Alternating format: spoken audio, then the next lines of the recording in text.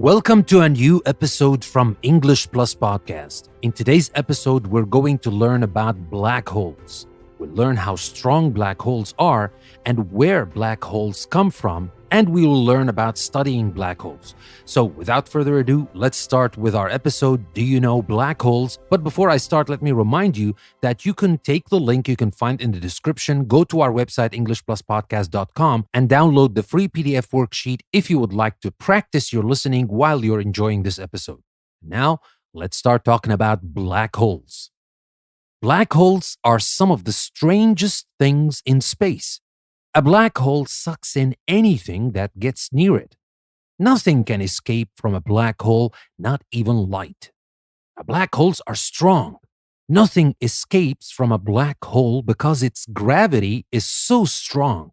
Gravity is a force that pulls one thing to another. Gravity is the force that holds you down on Earth. When you jump up, Earth's gravity pulls you right back down. Earth's gravity also makes the moon orbit Earth. The more matter that is packed in a star, planet, moon, or other object, the stronger is its gravity. Gravity makes an object with more matter pull an object with less matter toward it. The sun has a lot more matter than Earth. The sun's gravity pulls on Earth. It makes Earth orbit the sun. Matter is packed very tightly in some things and loosely in others. The matter that makes up an iron ball is packed much tighter than the matter that makes up a bag of feathers.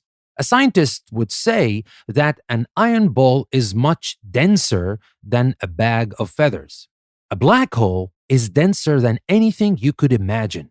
A black hole could have 1,000,000 times more stuff than our sun.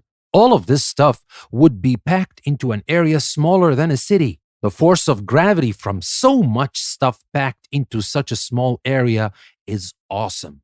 Now, where do black holes come from? Astronomers and physicists think black holes come from dying stars. A dying star burns out and stops shining. All the stuff that makes up the star starts falling in on itself. The star gets denser and denser. If the star is big enough and has enough matter, it could get dense enough to become a black hole. And now what about studying black holes? No one has really seen a black hole. You cannot see black holes because they do not give off any kind of light. Physicists used math to predict that black holes exist. Astronomers look for signs of black holes. Astronomers study powerful rays coming from stars in deep space. The stars seem to be orbiting black holes. Astronomers think that black holes are sucking gas from the stars, and this makes the star gives off X-rays. Galaxies are enormous groups of stars. Astronomers think that most galaxies have huge black holes at their centers. The Hubble Space Telescope takes pictures of a disk of hot gases at the center of our own Milky Way galaxy. Astronomers think this disk is going around an enormous black hole right in the center of our galaxy.